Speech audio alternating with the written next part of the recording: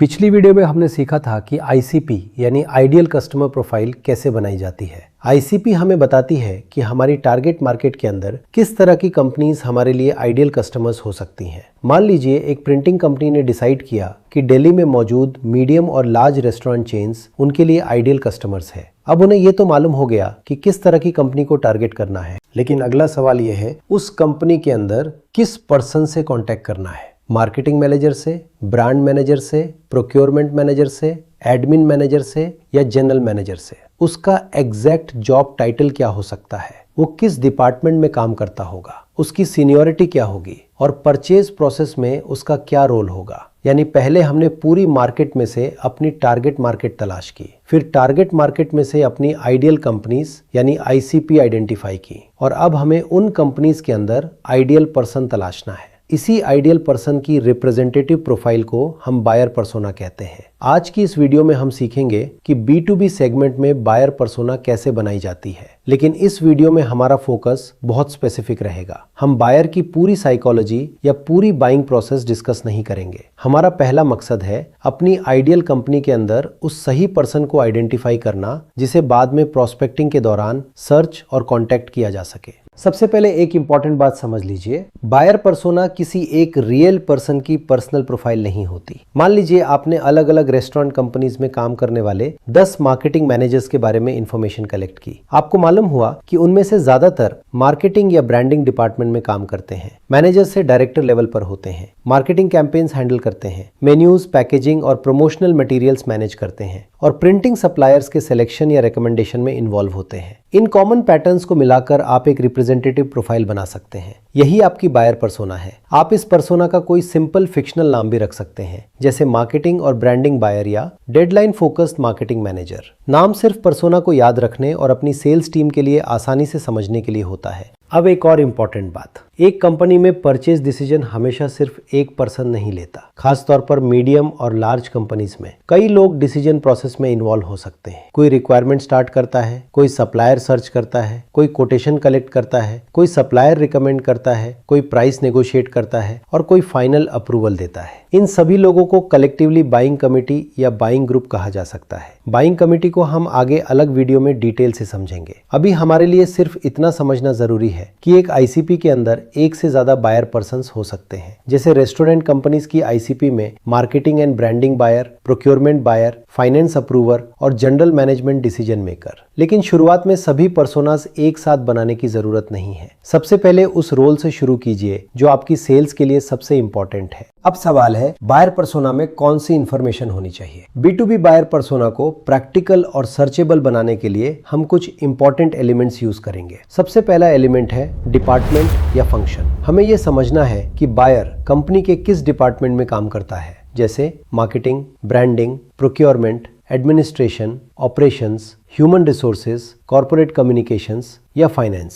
Department को समझना बहुत इंपॉर्टेंट है क्योंकि अलग अलग कंपनीज में एक ही काम अलग अलग जॉब टाइटल्स वाले लोग कर सकते हैं। मान लीजिए प्रिंटिंग रिक्वायरमेंट एक कंपनी में मार्केटिंग मैनेजर हैंडल करता है, दूसरी कंपनी में ब्रांड मैनेजर, तीसरी कंपनी में कॉर्पोरेट कम्युनिकेशंस मैनेजर और किसी छोटी कंपनी में एडमिन मैनेजर। अगर आप सिर्फ एक स्पेसिफिक जॉब टाइटल सर्च करेंगे तो बहुत से रेलेवेंट लोग आपकी सर्च से बाहर रह सकते हैं। इसलिए बायर पर्सोना हमेशा सिर्फ जॉब टाइटल से शुरू नहीं होना चाहिए। पहले यह समझिए कि रिस्पॉन्सिबिलिटी किस फंक्शन या डिपार्टमेंट के पास होती है। अगला एलिमेंट है कॉमन जॉब टाइटल्स। अब उस डिपार्टमेंट के अंदर पॉसिबल जॉब टाइटल्स की लिस्ट बनाइए। मान लीजिए हमारा पर्सोना है मार्केटिंग और ब्रांडिंग बायर, तो कॉमन जॉब टाइटल्स हो सकते हैं marketing manager, brand manager, head of marketing, marketing director, corporate communications manager, campaign manager या मार्केटिंग कोऑर्डिनेटर। लेकिन इसका मतलब ये नहीं है कि हर जॉब टाइटल के लिए अलग बायर पर्सोना बनाया जाए। अगर मार्केटिंग मैनेजर और ब्रांड मैनेजर की रिस्पॉन्सिबिलिटीज और बाइंग रोल तकरीबन सेम है तो दोनों को एक ही बायर पर्सोना में रखा जा सकता है। सिंपल रूल याद रखिए, जॉब टाइटल बदलने से जरूरी नहीं कि बायर पर्सोना बदल जाए। पर्सोना तब अलग बनाइए जब रोल और रिस्पॉन्सिबिलिटीज मटीरियली डिफरेंट हो। अगला एलिमेंट है सीनियोरिटी लेवल बायर। कंपनी में किस लेवल पर है, coordinator, executive, manager, head, director, owner या सी लेवल। सीनियोरिटी इंपॉर्टेंट है क्योंकि इससे हमें अंदाजा मिलता है कि पर्सन के पास कितना इन्फ्लुएंस या अथॉरिटी हो सकती है। छोटी कंपनी में ओनर खुद सप्लायर सेलेक्ट कर सकता है, मीडियम कंपनी में मार्केटिंग मैनेजर सप्लायर रिकमेंड कर सकता है और बड़ी कंपनी में मार्केटिंग डायरेक्टर, प्रोक्योरमेंट और जनरल मैनेजर सभी प्रोसेस में इन्वॉल्व हो सकते हैं। इसलिए बायर पर्सना बनाते समय डिसाइड कीजिए कि आपको किस सीनियरिटी लेवल के लोगों को सर्च करना है। एग्जाम्पल के लिए मैनेजर से डायरेक्टर लेवल तक। इससे प्रोस्पेक्टिंग सर्च बहुत नैरो और यूजफुल हो जाती है। अगला एलिमेंट है रिस्पॉन्सिबिलिटीज। जॉब टाइटल से भी ज्यादा इंपॉर्टेंट है कि वो पर्सन एक्चुअल में करता क्या है। मान लीजिए हमारे मार्केटिंग और ब्रांडिंग बायर की रिस्पॉन्सिबिलिटीज हो सकती हैं। मार्केटिंग कैंपेन्स प्लान और एग्जीक्यूट करना, मेन्यूज और प्रमोशनल मटेरियल्स मैनेज करना, पैकेजिंग ब्रांडिंग कोऑर्डिनेट करना, सभी ब्रांचेस में ब्रांड कंसिस्टेंसी मेंटेन करना, प्रिंटिंग सप्लायर्स के साथ कोऑर्डिनेशन करना और मार्केटिंग मटेरियल्स को डेडलाइन से पहले रेडी करवाना। रिस्पॉन्सिबिलिटीज हमें दो चीजों में मदद करती हैं। पहली, हम ये वेरीफाई कर सकते हैं कि पर्सन हमारे लिए रेलेवेंट है या नहीं, और दूसरी, रिस्पॉन्सिबिलिटीज खुद सर्च कीवर्ड्स की तरह काम कर सकती हैं। लिंक्डइन प्रोफाइल्स, कंपनी वेबसाइट्स या गूगल सर्च में आपको ऐसे वर्ड्स मिल सकते हैं: brand management, marketing campaigns, restaurant marketing, packaging, vendor management, branch promotions, corporate communications. इसलिए बायर पर्सोना में रेलेवेंट रिस्पॉन्सिबिलिटी कीवर्ड्स भी नोट कीजिए। अगला एलिमेंट है ज्योग्राफिकल रिस्पॉन्सिबिलिटी।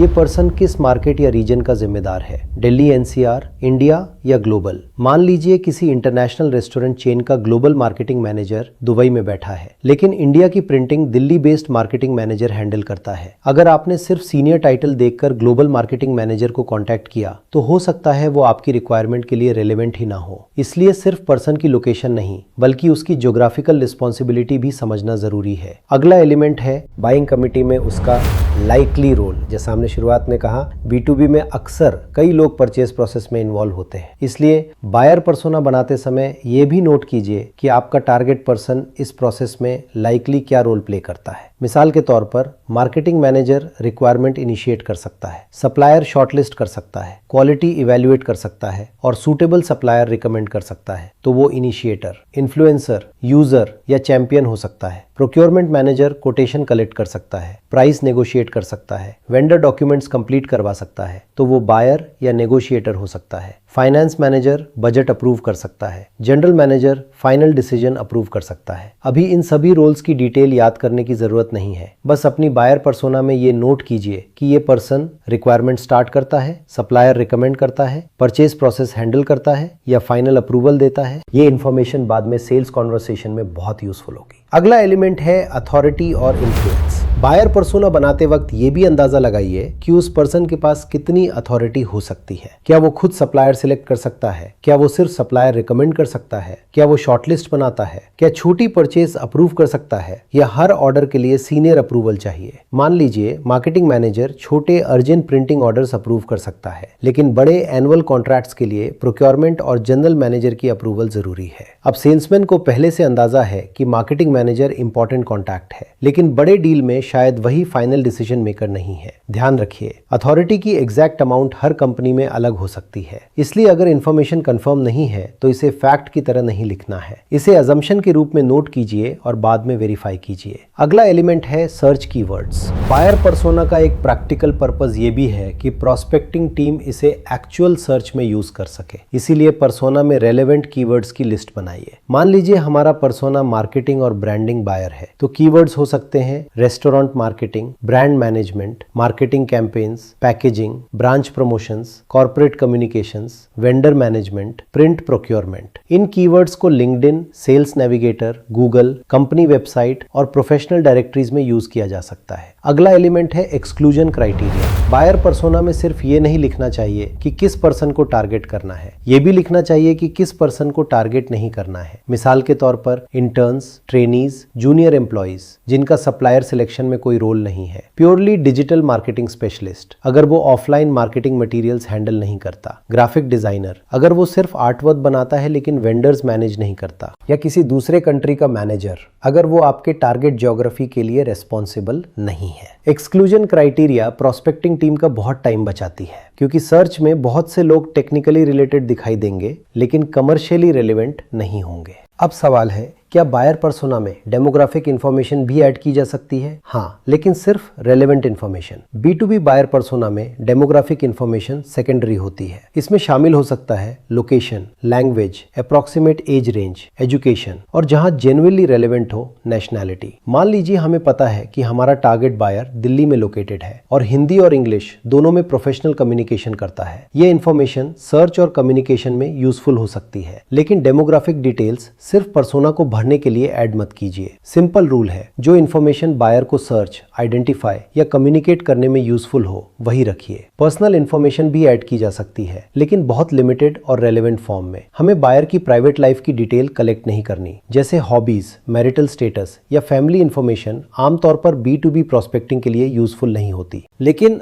अगर कोई इन्फॉर्मेशन कम्युनिकेशन स्टाइल समझने में मदद करती है तो उसे नोट किया जा सकता है, जैसे फास्ट कम्युनिकेशन पसंद करता है, फॉर्मल ईमेल प्रेफर करता है, रिटन कंफर्मेशन इंपॉर्टेंट मानता है, टेक्निकल डिटेल्स पसंद करता है या शॉर्ट डायरेक्ट कम्युनिकेशन प्रेफर करता है। लेकिन याद रखिए, इस स्टेज पर बायर पर्सोना का कोर फोकस सर्चेबिलिटी और आइडेंटिफिकेशन है। बायर की साइकोलॉजी, मोटिव्स, पेन पॉइंट्स और कंप्लीट बाइंग बिहेवियर हम आगे की वीडियोस में अलग से समझेंगे। अब प्रैक्टिकल एग्जांपल देखते हैं। मान लीजिए हमारी ICP है दिल्ली की मीडियम और large multi branch restaurant companies, और हमने डिसाइड किया कि सबसे पहले हमें मार्केटिंग साइड के पर्सन को टारगेट करना है। तो हमारा बायर पर्सोना कुछ इस तरह बन सकता है। पर्सोना नेम, मार्केटिंग और branding buyer, linked ICP, Delhi की मीडियम और large multi branch restaurant companies, department, marketing, branding, corporate communications, common job titles, marketing manager, brand manager, head of marketing, marketing director, corporate communications manager, seniority, manager से director level, responsibilities,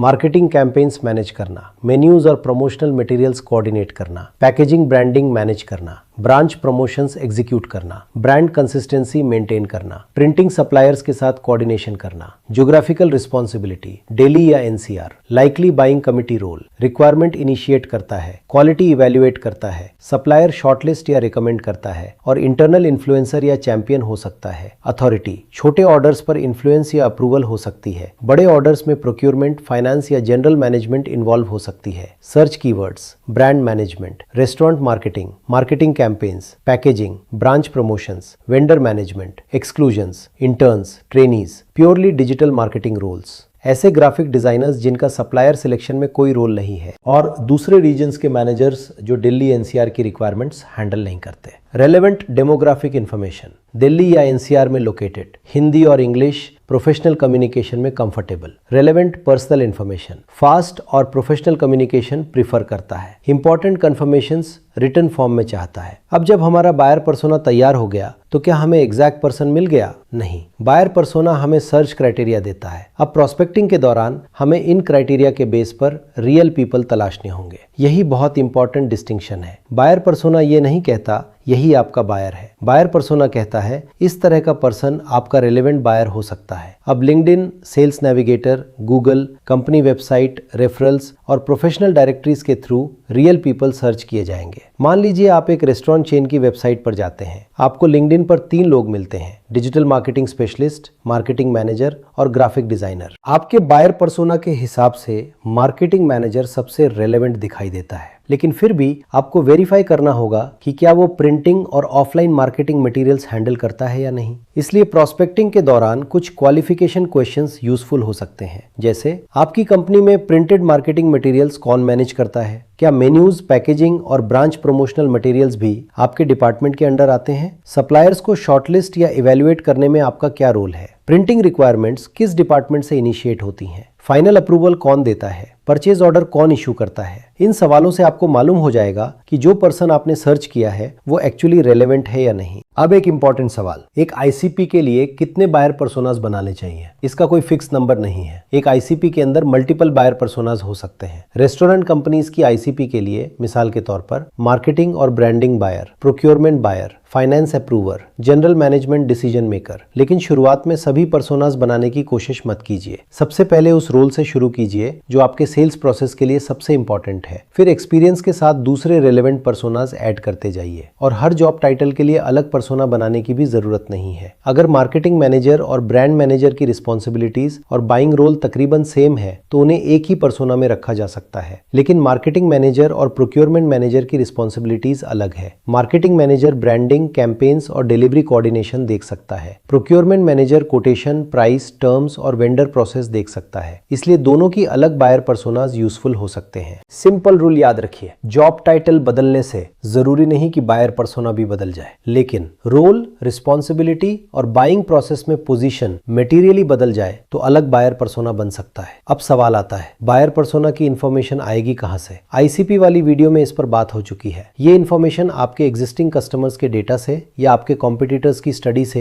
या आपके assumption से collect की जा सकती है। Information के कुछ और सोर्सेज हो सकते हैं, सेल्स टीम का experience, CRM records, LinkedIn profiles, company websites, customer service team, previous quotations, emails, WhatsApp conversations, referrals और रियल कस्टमर्स से बातचीत। मान लीजिए आपकी सेल्स टीम बार बार नोटिस करती है कि रेस्टोरेंट कंपनीज में printing requirement marketing manager initiate करता है और प्रोक्योरमेंट कोटेशन प्रोसेस हैंडल करता है। ये एक पैटर्न हो सकता है, लेकिन 2-3 कंपनीज देखकर इसे यूनिवर्सल रूल मत मान लीजिए। अलग अलग कंपनीज में प्रोसेस अलग हो सकती है। इसलिए बायर पर्सोना एक फिक्स डॉक्यूमेंट नहीं है। ये एक्सपीरियंस और रियल डेटा के साथ इंप्रूव होता रहता है। अब आज की वीडियो का प्रैक्टिकल टास्क, अपनी बनाई हुई आईसीपीज में से एक प्रायोरिटी आईसीपी सेलेक्ट कीजिए। मान लीजिए दिल्ली की मीडियम और लार्ज रेस्टोरेंट चेन्स। अब उस आईसीपी के अंदर एक इंपॉर्टेंट बायर रोल सेलेक्ट कीजिए, जैसे मार्केटिंग और ब्रांडिंग बायर, और उसका बायर पर्सोना बनाइए। इसमें नोट कीजिए वो किस डिपार्टमेंट या फंक्शन में काम करता है, उसके कॉमन जॉब टाइटल्स क्या हो सकते हैं, उसकी सीनियोरिटी क्या होगी, उसकी मेन रिस्पॉन्सिबिलिटीज क्या है, उसकी ज्योग्राफिकल रिस्पॉन्सिबिलिटी क्या है, बाइंग कमिटी में उसका लाइकली रोल क्या है, उसकी अथॉरिटी या इन्फ्लुएंस कितना हो सकता है, उसे सर्च करने के लिए कौन से कीवर्ड्स यूज किए जा सकते हैं, किन लोगों को इस पर्सोना से एक्सक्लूड करना है और कौन सी डेमोग्राफिक या पर्सनल इंफॉर्मेशन हकीकत में रेलेवेंट है। जहां इंफॉर्मेशन कंफर्म है उसे फैक्ट के अंडर नोट कीजिए, जहां कंफर्म नहीं है वहां क्लियरली लिखिए अजम्पशन नीड्स वेरिफिकेशन। फिर प्रोस्पेक्टिंग और रियल कस्टमर कॉन्वर्सेशंस के थ्रू इन अजम्पशंस को वेरीफाई करते जाइए। तो आज की पूरी वीडियो को एक सिंपल सीक्वेंस में याद रखिए। टारगेट मार्केट बताती है कि हमें किस ब्रॉड मार्केट में काम करना है। आईसीपी बताती है कि उस मार्केट में किस तरह की कंपनीज हमारे लिए आइडियल है। बायर पर्सोना बताता है कि उन कंपनीज के अंदर किस तरह के पर्सन को हमें सर्च और टारगेट करना है। और प्रोस्पेक्टिंग में हम उन क्राइटेरिया के बेस पर रियल कंपनीज और रियल पीपल तलाशते हैं, यानी टारगेट मार्केट, फिर आईसीपी, फिर बायर पर्सोना और उसके बाद प्रोस्पेक्टिंग। अगर आपकी आईसीपी बिल्कुल सही है लेकिन आप कंपनी के अंदर गलत पर्सन से कांटेक्ट कर रहे हैं तो आपका सेल्स एफर्ट वेस्ट हो सकता है। इसलिए B2B सेल्स में सिर्फ सही कंपनी तलाशना काफी नहीं है, उस कंपनी के अंदर सही पर्सन पहचानना भी उतना ही जरूरी है। और बायर पर्सोना का काम यही है, आपको ये क्लियर करना कि आपकी आइडियल कंपनी के अंदर आपको किस तरह के पर्सन को तलाश करना है।